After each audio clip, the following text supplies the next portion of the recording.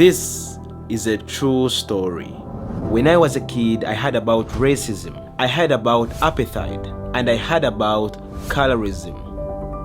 All of this made no sense to me until 4 years ago when I moved outside of Africa. In the first place, when I tried making friends, it was so hard.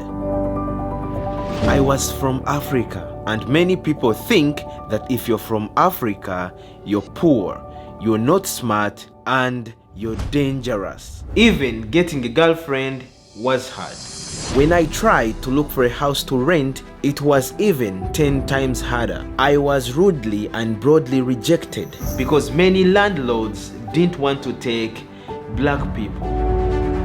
Inside the train, I literally saw people abandoning their seats next to me simply because they didn't want to sit next to an African guy. I felt cheap, I hated who I was traumatized, and I felt betrayed by the human race. See, on the news, on the TV, we are the starving African kids. In Hollywood movies, we are the criminals. And on social media, we are the antithesis of civilization.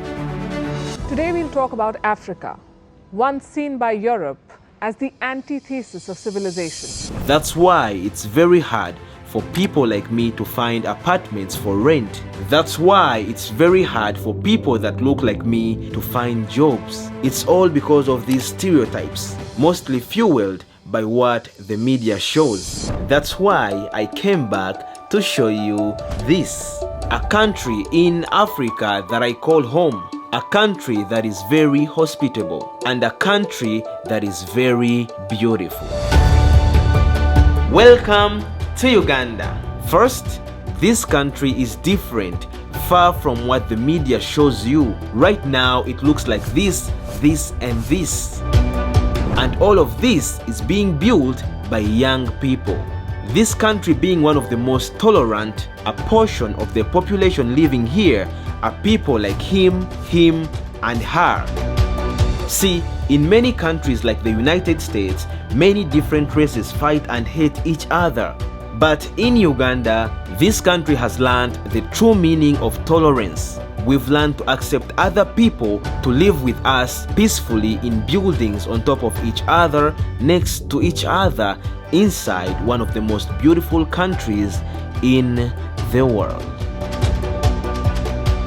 Racism and discrimination can totally be ended.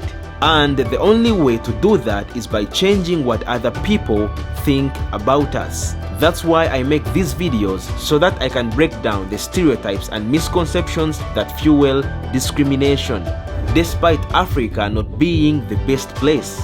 Because at the end of the day, we can't choose our nationality, we can't choose our skin color, but we can choose what other people think about us.